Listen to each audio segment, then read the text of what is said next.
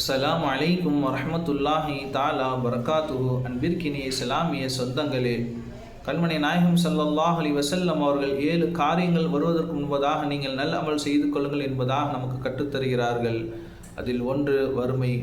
ஒரு மனிதனுக்கு வறுமை வந்துவிட்டால் வறுமையின் காரணமாக பொருளாதார தேவைக்காக அவன் ஹராமான சம்பாத்தியத்தின் பக்கமாக சென்று விடுகின்றான். அதன் மூலமாக அவன் பாவத்தில் விழுந்து விடுகின்றான்.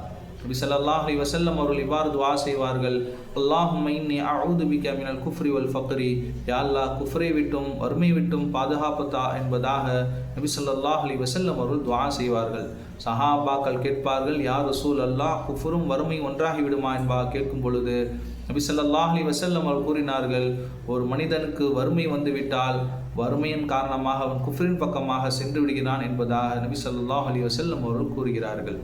இரண்டாவது, மனிதனுக்கு தன் தேவைக்கு அதிகமாக பொருளாதாரம் வந்துவிட்டால் அவன் அதன் மூலமாக பாவத்தில் விழுந்து விடுகின்றான். அதனால தான் நபி ஸல்லல்லாஹு அலைஹி வஸல்லம் அவர் கூறுகிறார்கள், ஒரு மனிதனுக்கு தேவைக்கு அதிகமாக பொருளாதாரம் வருவதற்கு முன்பதாக நீங்கள் நல்ல அமல் செய்து கொள்ளுங்கள். காரணம், மனிதனுக்கு பொருளாதாரம் அதிகமாகிவிட்டால் அதன் மூலமாக நாம் தவறு செய்து அந்த பொருளாதாரத்தை கொண்டு நம் தவறை மறைத்து விடலாம் என்பதாக மனிதன் எண்ணிக்கொள்வான்.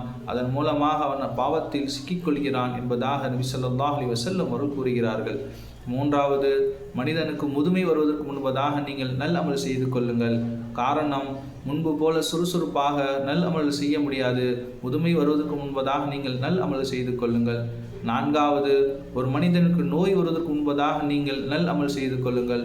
காரணம், மனிதனுக்கு நோய் வந்துவிட்டால் அவனுடைய உடல் உறுப்புகள் அந்த நோய் சீரழிவு செய்து விடுகின்றது. அதன் மூலமாக அவன் நல் அமல் செய்ய முடியாமல் போய்விடுகின்றது.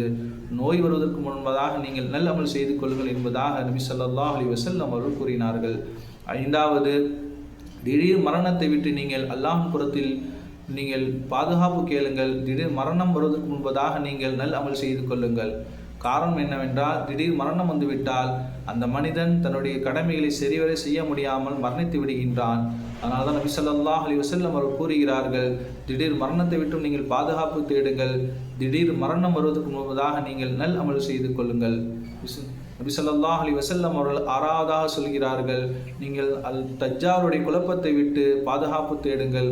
காரணம், நான் ஒவ்வொரு தொழுகைக்கு பிறகும் தஜ்ஜாலுடைய குழப்பத்தை விட்டு அல்லாஹ்வின் புறத்தில் பாதுகாப்பு கேட்கிறேன் என்பதாக நபி ஸல்லல்லாஹு அலைஹி வஸல்லம் அவர்கள் கூறுகிறார்கள். குழப்பத்தில் மோசமான குழப்பம் தஜ்ஜாலுடைய குழப்பமாக இருக்கின்றது.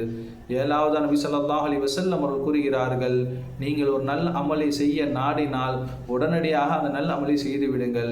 ஏனென்றால் நல் அமல் செய்ய அல்லாஹ்வின் புறத்திலிருந்து நம்முடைய உள்ளத்தில் எண்ணம் ஏற்படுகின்றது. ஆனால் அந்த அமலை காலதாமதப்படுத்தி செய்ய வேண்டும் என்பதாக ஷைத்தான் புறத்திலிருந்து நமக்கு உள்ளத்தில் அந்த எண்ணம் வந்து விடுகின்றது. ஒரு நல்ல அமலை செய்ய நாடினால் உடனடியாக அந்த நல்ல அமலை செய்யுங்கள் என்பதாக நபி ஸல்லல்லாஹு அலைஹி வஸல்லம் அவர்கள் கற்றுத்தருகிறார்கள். வல்ல ரஹ்மான் இந்த 7 காரியங்கள் வருவதற்கு முன்பதாக நல் அமல் செய்யக்கூடிய தௌஃபீக்கை நம் அனைவருக்கும் தந்தருள் புரிவானாக. ஆமீன்.